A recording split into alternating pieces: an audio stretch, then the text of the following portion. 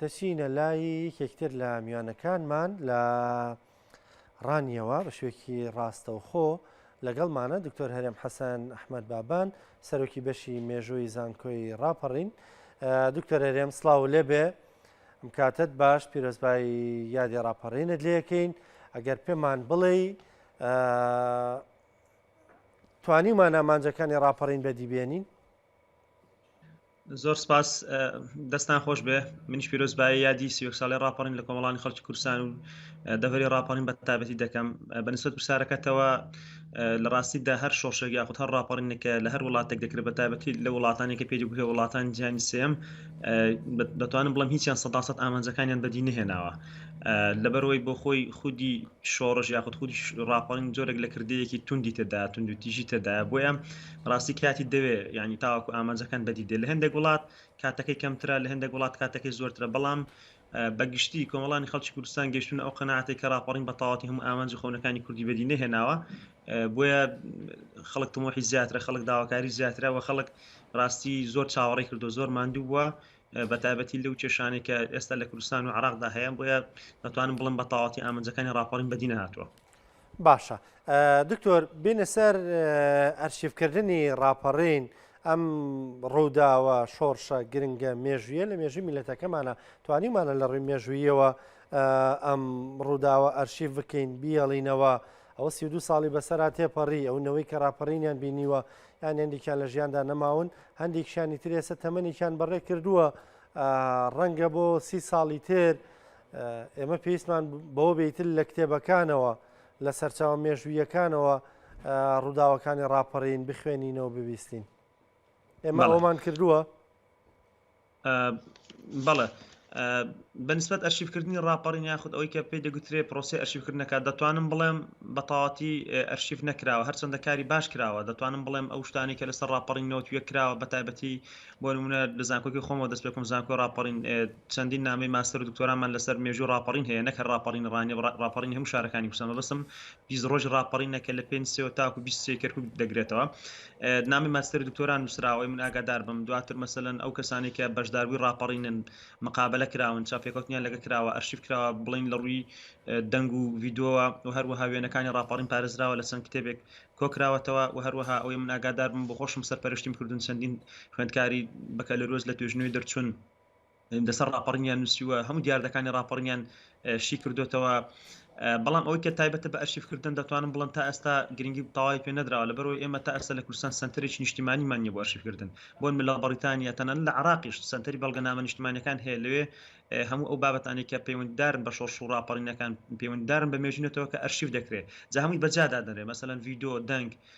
ئەوەی کە پێی دەگوترێت بەڵگەنامەکان، وێنەکان، ڕۆژنامە گۆڤارەکان. بەداخەوە ئێمە تا ئێستا لە کوردستان سنتەرێکی نیشتیمانیمان نییە کە لە پایتەخت بە یاخود لە سلێمانی بێت تایبەت بێت بە ئەرشیڤی نەتەوەیی نیمانە. ئەوەی کە هەیە کۆمەڵە کارکراوە، بەڵام کارەکان پڕتو بڵاون. ئێمە لە ئایندەدا پشت بەخوا بەنیازم وەکو زانکۆ ڕاپەڕین وردە وردە دەست بۆ کارانە بکەین، ئەرشیڤیان بکەین. باشە دکتۆر، هەز ناکەی کارەکان لەسەر ئاستی کەسین شخصین، ینی هەندێک کەس لە لای خۆیەوە لەسەر ئاستی شخصی خۆی کارەکانی کردووە، بۆیە ڕەنگە وەکو پێویست خەڵکی کوردستان ئاگاداری نەبن یاخود ناوەندە ئەکادیمیەکانی تر ئاگاداری نەبن. ئەنجا تا چەندە عاتیفە و سۆزی ئەو کەسانە زاڵە بەسەر ئەگەر ماستەر و دکتۆراژ بێ یاخۆت نووسینەوەی کتێب و مێژووە بێ، عاتیفە و سۆزی خۆی زاڵە بەسەر ئەوەی کە دەینووسێتەوە. بەڵێ، ئەو گفتوگۆ و جەدەلە هەیە لە نێوان مێژوو نووساندا، تەنانەت هەر زۆر جارەخنە لە زانستی مێژووش دەگوترێت کە مێژوو دەسەڵات دەینووسێتەوە یاخود مێژوو سەرکەوتوەکان دەینووسنەوە. بەنسبەت پرسیارەکەشتەوە ئەم دەتوانم بڵێم ئەوەی کە کراوە لە هەموو ڕووەکانەوە، لە ڕووی ئەکادیمیەوە کراوە، زانکۆکان کردووانە، لە ڕووی شەخسیەوە کراوە، لە ڕووی کەسایەتیەوە کراوە، لە ڕووی دامەزراوە حیزبەکان کردووانە، لە ڕووی میدیاییش هەر تەنانەت بۆ نمونە هەموو ئەو بەرنامانی کە کەناڵی کورسات، کەناڵی خاک لە پێشووتر، ڕۆژنامەی کوردستانی نوێ، هەموو ئەوانی کە کراوە جۆرەکە لە ئەرشیڤی نەتەوەیی. ڕاستە بڵین هەر یەکە حیزبێک بۆ خۆی کردوویت، یانە لاوانی کۆمەڵی حیزب کۆمەڵی کەس خۆیان پێ پاڵاوان بێ، بەڵام ئەوەی لە کۆتاییدا بڕیار دەدا لایەنی زانستیە. لە زانستی مێژوودا لایەنگری قبوڵ ناکرێ، یعنی بۆ نمونە ئێمە بۆی کە پرسیاری دوێمی جەنابەت کە ئەوەی دەڵێ ئایا شتەکە بە لایەنگری نووسراوەتەوە یانە، ئێمە ئەوە چۆن دەتوانین لە بێژنگ دێین بە دوو شت. یەکەمیان تەطبیقکردنی زانستی مێژوو، کە زانستی مێژوو دەڵێن نابێت لایەنگری و مەدح و ئەوانەی تێدا بێ، و زائیدەن ئێمە دەتوانین سەرچاوی تریش بەکاربێنین. یعنی بۆ نمونە کاتێک کەسێک حیزبێک ڕێکخراوێک یاخود دامەزراوەیەک دێ ڕاپەڕین دەنووسێتەوە هەمووی بەلای خۆیدا دەبا ئێمە دەتوانین بە پشتبەستن بە سەرچاوە بیانیەکان بە بەڵگەنامە بیانیەکان ئێمە ئەو شتانە پشڕاستکەینەوە بۆیە کاتێک ئێمە یاداشتێکی کەسی دەخوێنینەوە یاخود مقاولەیەک دەبیستین یاخود کتێبێک دەخوێنینەوە کەسێک نووسویەتی حزبێک نووسویەتی ئێمە ناتوانین 100% پشتی پێ بەسین بەڵکو دەبێت کۆمەڵک سەرچاوە لە مێژوودا دەبێت کۆمەڵک سەرچاوی جیاواز بە زمانی جیاواز لە وڵاتی جیاواز لە شوێنی جیاواز بەکاربێنی بۆی بگەی حقیقەت کەواتە حقیقەت تەنها لەوەی دانیە تەنها لەسەر یەک سەرچاوە بوەستی. باشە دکتۆر بینەوە سەر ئامانجەکانی ڕاپەڕین وەکو شۆڕشێکی میلەتە مێژوو چیمان پێ دەڵێ لەسەر شۆڕشەکان ئایا دواتر ئەو کەسانی کە لە شۆڕشەکاندا بەشدارە بن و شەرعەتی شۆڕژگەڕیانەیە لە هەرێمی کوردستانی ژەوەی کە ڕووی دێ لە ڕاپەڕینەکە بامان چێ مامەڵیان کردووە ینی شەرعەتی شۆڕژگەڕی بەسە بۆی کە ئەوەی کە شۆڕشی کردیتر ئەو لە بەرهەمی شۆڕشەکە بخوا یان نا شۆڕشەکانی ژیان شتێکی ترمان پێ دەڵێن. بەڵێ لە ڕاستیدا گەر مێژووی میلەتانیش بخوێنیەوە نەک تەنها مێژووی کورد مێژووی هەموو میلەتانی تریش بۆ نمونە هەر بۆ خۆم لە زاکۆ من ئەو دەرسە دەڵێمەوە وانەی شۆڕشەکانی جیهان کە بۆ نمونە لە ئەمریکای لاتین لە ئەفریقیا لە ئاسیا لە ڕۆژهەڵاتی ناوەڕاست یعنی لە هەموو وڵاتان ئەو شتە هەبووە ئەمە ناڵم بڵێم بۆ شۆڕشی کورد دەپارێمەوە بەڵام لە هەمویان هەروە بۆ شەرعەتی شۆڕژێری هەر هەبووە بڕۆ تەماشا دەکەی لە کوبا کاسترۆ حکمی کردووە مەسەلەن لە چین ماوسیتۆنگ حکمی کردووە لە وڵاتانی ئەفریقا و جەزایر و چەندین وڵاتی تر ئەو کەسانی کە بەشداران لە شۆڕشی کردووە بەهۆی شەرعەتی شۆڕژێرەوە دواتر دەسەڵاتیان گرتوتە دەست ئەوەش ئەم بخۆم لەگەڵ ئەو بۆچوونە دانیم کە کەسێک مادام خەباتی کرد مادام شۆڕشی کرد تاو دەبێ نەک هەر بۆ خۆی هەموو کەس و کاریشی بەداخەوە ئێستا ئەو دیاردە دەبینی لە کوردستان ئەمە بۆش رازین کە ئەو کەسانی شۆڕش و ڕاپەڕینیان کردووە با دەستکەوتەکە بخۆن بەڵام خزم و کەس و کاریشان هەر هەمویان ئەو شەرعەتە شۆڕژێرە بەکاردێن کەەوە جێگەی داخە وەکو باسم کرد تەنها لەناو کوردستاندا نیە لە وڵاتانی تریشدا ئەو شتە هەبووە بەڵام بەڕاستی شەرعەتی شۆڕژێری ئەگەر عەقلانەتی لەگەڵ نەبێ ئەگەر ئیدارەدانی لەگەڵ نەبێ ئەگەر ئەکادیمی بوونی لەگەڵ نەبێ بە قەناعەتی من جۆرێک لە فەوزا دروست دەکات بەڵگەشم بە قسەکان ئەوەیە هەر لە شۆڕشی فەڕەنساش کە کاتێکە شۆڕژێران شۆڕشیان کردواتر دیاردەی تیرۆ دیژی پەیدا بوو لە کوردستانی خۆشمان بەداخەوە لە دوای ڕاپەڕین چەند ماوەیەک دوای ڕاپەڕین شەڕی ناخۆ پەیدا بوو کەواتە شەرعەتی شۆڕژێری بەداخەوە دەتوانم بڵێم زەرەری زۆر بووە و هیوادارم لەمە دووە یعنی چەندین ساڵە ئێمە لە سای شەرعەتی شۆڕژێریدا جۆرێک لە ململانی و شەڕی ناخۆ و هەروە چێشمی هێزی سیاسەکان دەبینین بۆیە بە قەناعەتی من ئەگەر ئێمە بیرکردنەوەیەکی نیشتیمانیمان هەبێ ئێمە هەمومان هاوڵاتی ئەو نیشتیمانی دەبێ هەمومان بەشدار بین لە ئیدارەدانی ئەو وڵاتەوە لە خێروبێری ئەو وڵاتە هەر هەمومان بەشدار بین نەک تەنها کەسانێک بڵێن وڵا ئێمە مادام شەرعەتی شۆڕژێریمان هەیە دەبێ هەر هەموو لایەن و سێکتەرەکان بۆ خۆمان قۆڕق بکەین. باشە دکتۆر بێنەوە سەر ئامانج و دەستکەوتەکانی ڕاپەڕین ئەمە کەڵک و پەنمان لە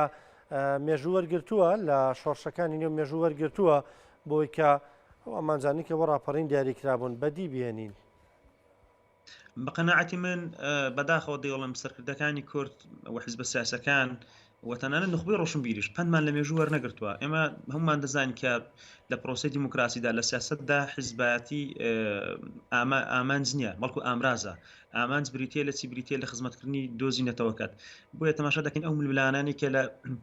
کوردستاندا هەیە چ لە ڕابردوو چ لە ئێستادا دەلالەت دەوەی دەکات کە ئێمە سوودمان لە مێژوو نەبینیوە چونکە مێژوو تەنها زانستێک نییە تەنها خوێندنەوەی ڕابردوو بێ بەڵکو دەبێت مێژوو بۆ ئێستاش بێ واروە ڕەبتیشێکی لەگەڵ ئایندا ئێمە چەندین بۆیە بەڵگەشم بۆ قسەکان ئەوەیە کە ئێمە سوودمان لە مێژوو وەرنەگرتووە ئێمە بۆ نمونە لە کاتی خەباتی شاخدا چەندین شەڕی ناوخۆی بەداخەوە لەناو حیزب سیاسەکان لە شاخدا ڕوویداوە لە دوای ڕاپەڕینەوە کە خۆشبەختانە ڕاپەڕین یەکەمین وێزگە بوو کە هەموو هێزولانە سیاسەکان بەیەکەوە بەشداریان تێدا کرد بەڵام بەداخەوە سوودمان لە مێژوو وەرنەگرت هەمان ئەو ئەزمونێک کە لە شاخ هەبوو بەداخەوە لە شاریش دووبارە بووە و تەماشا دەکەین ڕاپەڕین دوای چەند ساڵێک کەم لە ڕاپەڕین تەماشا دەکەی شەڕی ناوخۆی هێز سیاسەکان دروست بووە تا ئێستاشی لەگەڵ بێ ئێمە سوودمان لە مێژوو نەبینیوە ئێمە ئەو قۆناغشمان تێپەڕان خۆشبەختانە کە قۆناغی شەڕی ناخۆ بوو ئێستا تەماشا دەکەی ئەو ململانی کە لە نێوان هێز سیاسەکاندا هەیە تەماشا دەکەی هیچ یعنی خەڵک زۆر ڕەشبینە بەداخەوە ئێستا کۆمەڵە کەس پەیدا بوون کە من بەڕاستی ڕەخنەم لیان هەیە ئەوش لە ئەنجامی ڕەشبینە بەرامبەر بە حیزب سیاسەکان کە سوودیان لە مێژوو وەرنەگرتووە ئەو ململانەیە سەختە بەرداوامە خەڵکێکی زۆر ڕەشبینە تەنانەت لە دەستکەوتەکانی ڕاپەڕینیش کەم دەکاتەوە تەنانەت یعنی هەجوو ڕاپەڕین دەکات تەنز لە ڕاپەڕیندا پێی وایە کە سەد خۆزگا و ڕاپەڕینمان نەکرد بە قەناعەتی من ئەوە هەڵەیەکی زۆر گەورەیە چونکە هیچ میلەتێک لە دنیادا دەستکەوتە مێژوویەکانی شۆڕش و ڕاپەڕینەکانی زەربی سفر ناکە و شانازیشی پێوە دەکات ڕاپەڕین بە خۆی دیاردەیەکی کردەیەکی یاخیبوانی کورد و کردەیەکی زۆر جوان بوو بەڵام ئێمە ناکرێ بۆ نمونە کاتێک کە کۆمەڵێک بەپرس بە ئەرکی خۆیان هەڵناسن یاخود بەشدارن لە گەندەڵی ئێمە بین ئەو دەستکەوتە جوانەمان کە ڕاپەڕینە لە مێژووی هاوچەرخی کووردا هەموو میلەتێک شانازی بە دەستکەوتەکانیەوە دەکات ئێمە بین لەو مێژووی خۆمان بدەین و ناشرینی بکەین یاخود پێمان وابێت کە خۆزگە ئەو شتە نەکرابە. زۆر بەڕێز دکتۆر هەرێم حەسەن ئەحمەد بابان سەرۆکی بەشی مێژووی زانکۆی ڕاپەڕین سپاس بۆ ڕوونکردنەوەکان سپاس کە لەگەڵمان بووی